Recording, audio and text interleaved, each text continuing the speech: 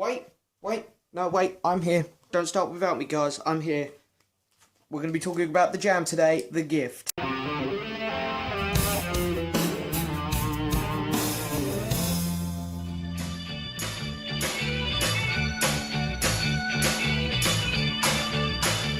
So, hello and yes, welcome back to another album review, guys. Today we're going to be going over, as I said, the jam, The Gift. So this is the first time I'm doing a jam review here on the channel. And first time I'm really talking about them in great detail. I don't know the most about the jam, there's no doubt about that. And so this is going to be a bit of an experience for me. Normally here on the channel I like to talk about my very favourite artists when it comes to reviews, because I can go into great detail on them. This one here, I'm not going to lie, I'm not the most knowledgeable person on the jams. This is going to be new to me. But anyway, here we go. So the jam, what we're going to do is we're going to give you a bit of information on the album. We're going to go over each track individually, mark each track individually out of 10. And when all that's done, we're going to add up all the scores given, divided by the total number of scores given, which will give us an overall marking for the album. But we won't be done there, because we're going to head over to my album ranking board then and put it on there and see where it ranks compared to other albums I've reviewed here on this channel. So there's a lot to get done, so let's get started. So the jam, The Gift, yeah, this is their last album, so I don't know, I just really picked an album at random to review, because I normally like to go in order or something like that, but nope, I've just picked randomly with the jam. Pardon me. Released on the 12th of March 1982. This album hit #1. This was the Jam's most successful album, believe it or not, or that's what it says online at least. I always thought it was Sound Effects that was their biggest album, but apparently not. The last studio album before Paul Weller decided to leave and form the band Style Council, of course, which was his next big project, before finally undertaking his own solo career. The album here really has changed from their earlier stuff. Instead of doing like simple 3 chord tracks, this one's now upped the game a bit. Paul Weller was very heavily influenced by Northern Soul music for this album, so you can really pick that up on a couple tracks on here. And yeah, the album itself has 11 tracks on, so it's quite full. And yeah, well, let's get started on the tracks. The opening track is called Happy Together, which starts off very strangely. Paul Weller just shouting "baby" down the mic. Like, that is it. It's very random. But yeah, Happy Together, it's a happy song, it's a fun, upbeat song. It really starts the album off well, because this album has a very rock, punkish kind of feel to it, even though there is a bit of soul thrown in there, and a bit of jazz influence even at times. Very subtly hinted at the jazz bit, I will add. But yeah, it really starts off the album well, gives definitely, you know what this album's going to be when you hear this song. And yeah, it's great. The bass work on it is, fantastic. Bruce Foxton is just fantastic on this. The lyrics are good. Pretty simple lyrics, but they're fun. It does its job.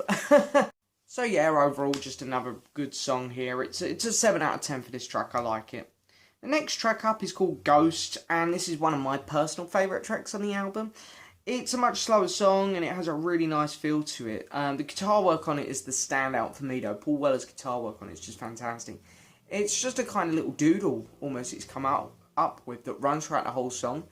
And I guess near the end, and this song kind of does this on a lot of tracks, by the end of the track you generally are kind of pleased it's over, because it doesn't change much. But it works really well, it's very clever, it plays off the other instruments great. Paul Weller's vocals here, probably his best vocals on the whole album, I'm thinking. The lyrics are great. I just really love this song. A nice slow song it's the only really slow song on the A side. The A side is all just pretty much very similar sounding. So this track here really holds up well. 8 out of 10 for this track. I do really like it. Next track up is called Precious, and more of an upbeat kind of punk sounding song again. Has a good guitar riff running throughout it, which is good. But it does, get a bit done to death, this guitar riff. It starts off really well. You think, oh, this is going to be great. This is a great song. And then by the end of the song, generally, you are kind of pleased it's over, because that guitar riff goes on and on and on, and it gets a tad annoying. But overall, it's still a fun song, and it's a decent song. So I'm going to give this track 6 out of 10. Then we get the next track called Just Who Is the 5 O'Clock Hero. It's one hell of a title there, really. And this song really, written by Paul Weller, of course, addresses, people working 9 till 5 in factories. And the lyrics of this one are really good. You know, how he comes home from work and basically all he wants to do is watch TV, have a shit, go to sleep and get ready for tomorrow again. Repeat. And, I can kind of relate to that with my job, where it is a bit repetitive. You're doing the same thing over and over. So I can kind of relate to this song. And so the lyrics are really good. I really like the lyrics to this song. The song itself is great. Paul Weller, his vocals are great. This album tends to, especially on certain tracks, which we'll get to, the next one, it's sometimes hard to hear Paul Weller over the instruments. They make his vocals really quiet, but on this song they make him nice and clear. It's a perfect balance, I find, which doesn't happen too much on this album, of how loud the vocals are over the instruments and whatnot. You can hear them clearly, which is great, and his vocals are really good on this track. The guitar stuff is great on here. The song's broken up well as well. It has some pauses in it, which gives, just time for the song to have a bit of development and a bit of changing. So I do like this song. I'm going to give this track a 7 out of 10. Then we get Train's Golden Express. And this is the one song on the album which I have trouble with. It's another fast, punkish sounding song. So, it starts off and you think, oh, okay, this is just going to be another fun song. But you can barely hear Paul Weller and understand him over how quiet his vocals are compared to the other instruments on the track. It's such a fast rocking song, bit repetitive as well. It's just going like that all the time. And Paul Weller's vocals generally are just really quiet on it. And you struggle to hear him at times, So, in that regard, it's not great. That's one of the problems I have with this track. And then they get to the chorus, where they do this bit where they go, bar, bar, bar, or something like that. I can't remember. It's like they couldn't be bothered to come up with anything for the chorus. It's like we go through this kind of messy song where it just seems like it was almost rushed a bit. Let's whack out some instruments, really good. We know the lyrics aren't great, so we're going to make vocals really quiet. And then we get to the chorus and we think, okay, maybe they're going to give us something cool now. And they don't. It's just like they couldn't be bothered to put in a good chorus. So they just done this bit, which is really annoying, to be honest. And yeah, overall, it's not a bad song still, because the structure to it still is pretty good. I do love the instrumentation work on it. But it's definitely a song which I have problems with. I'm going to give this track a 5 out of 10. It's just not great. It's a very average song. Then we move on to the side 2, where we get Running on the Spot. And this song starts with, it starts quite well. I like the counting in. I like it when albums do that. They go 1, 2, 3, 4. Boom, we're in. I like that. So it has a really cool start to it. And, the song's generally going well. I can hear Paul Weller a lot better, which is great. You can actually hear what he's saying. And the lyrics are better. But then, again, they get to the chorus and they start doing this bar, bar, bar bit. Or whatever it is. I don't know why. It's like they do it again. I don't know why they're doing it. So it's a very head-scratching song. It's like, I don't know why they've gone back to doing what they've just done on the last track. That was that track, but now they're doing the same thing, and it was the worst thing about the last track, and they're doing it again. I don't know whether it's because they're being just lazy in the studio, or whether he just couldn't come up with anything else to do. Surely no chorus would be better than that. That just comes across to me as lazy writing, to be honest. So yeah, I do like this song more though, because other than that part, it's still an okay song. It's not great, it's not one of the Jam's best, that's for sure. But it's still a decent song. So I'm going to give this track a 6 out of 10. It's not a bad song. Then we get Circus, which is an instrumental track.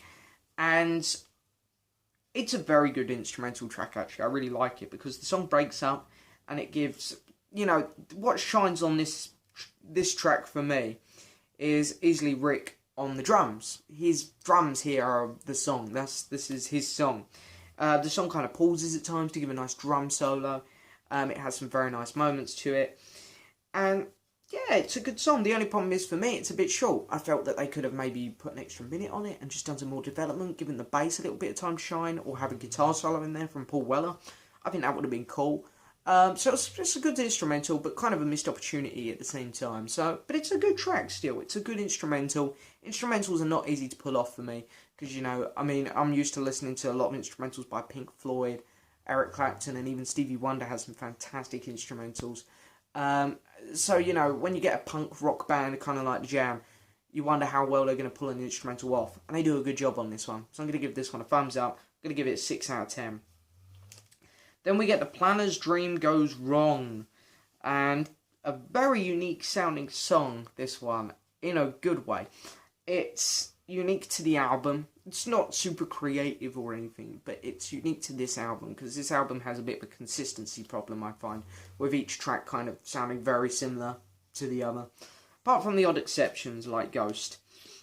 But yeah, it's unique to the album. It has a great... I forget what the name of the drums are called. I can't think of them off the top of my head.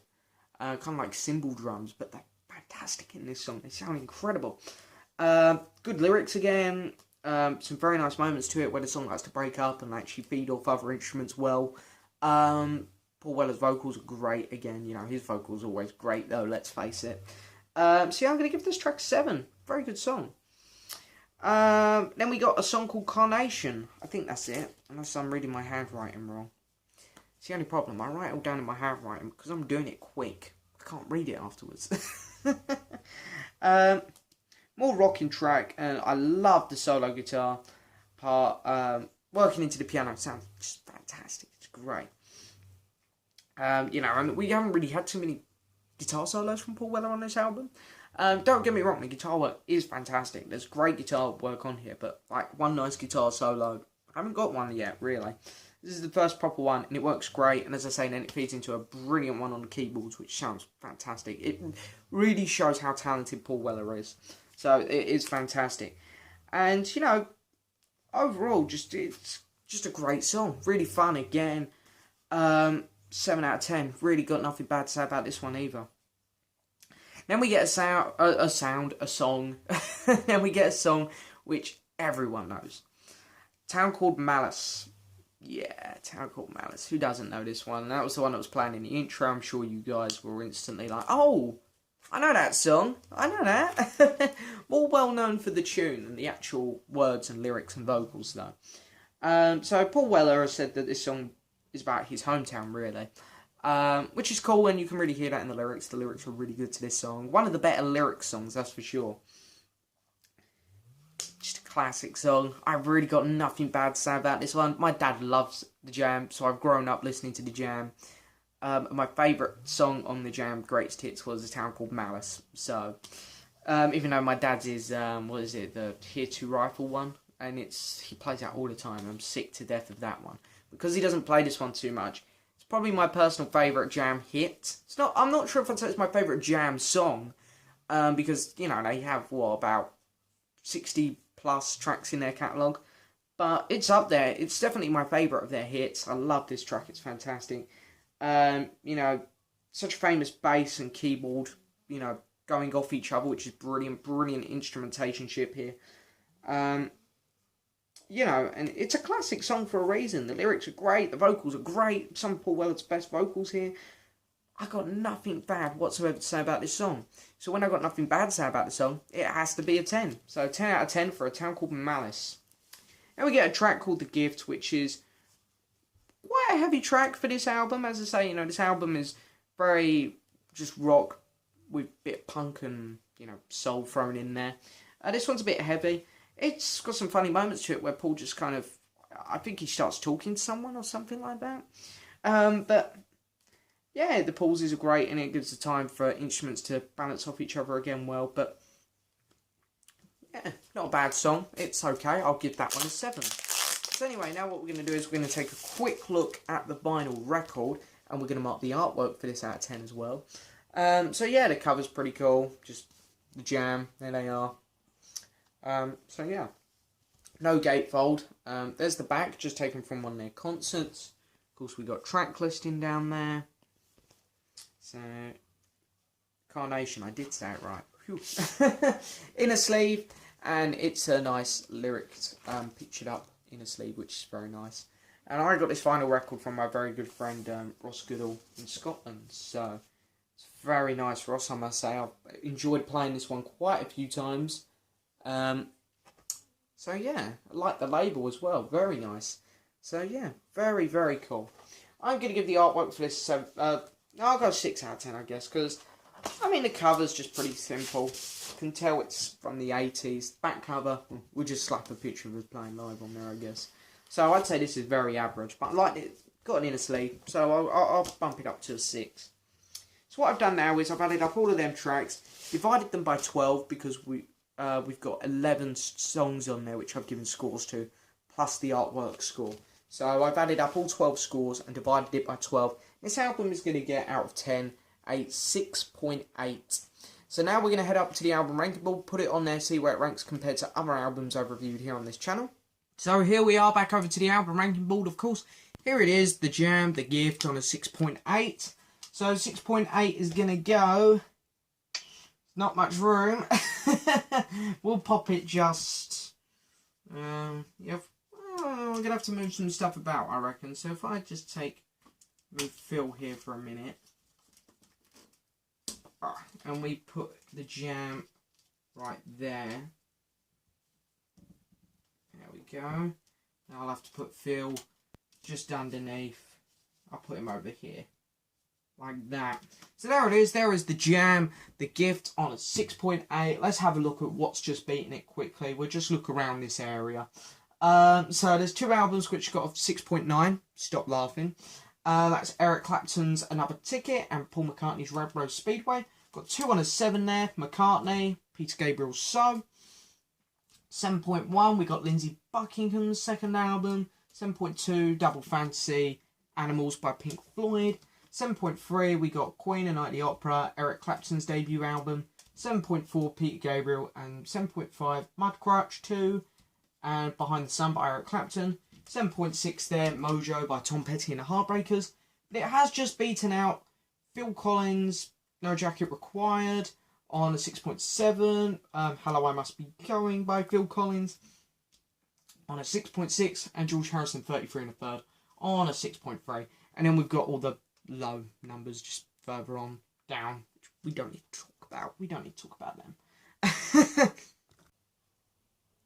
So yes, that is it for this review, guys. This is my first Jam review. Pretty exciting. So I hope you guys have enjoyed this review, as always, guys. Please let me know what you think of the album in the comments below. And yes, also going to give one quick shout out. Put that there. No, I'm going to give a couple quick shout outs actually. One to my other YouTube channel, my movie channel, where I'm doing Blu-ray unboxings. Second to my Twitter account, if you want to follow me on Twitter and see what I'm doing almost every day. I'm trying to post on there every day. And of course, when I get records and whatnot, you'll see them come through. So you won't have to wait for vinyl update videos anymore. Please follow me on Twitter. And third one is the contest. Of course, my contest, it's nearly up. Time is nearly up for my 2,000 subscribers contest. So make sure you get involved now before the contest is up, because there's a free record in it for the winner. So thank you guys so much for watching. Please hit the subscribe button, like the video, leave a message, and I'll see you guys next time for another video.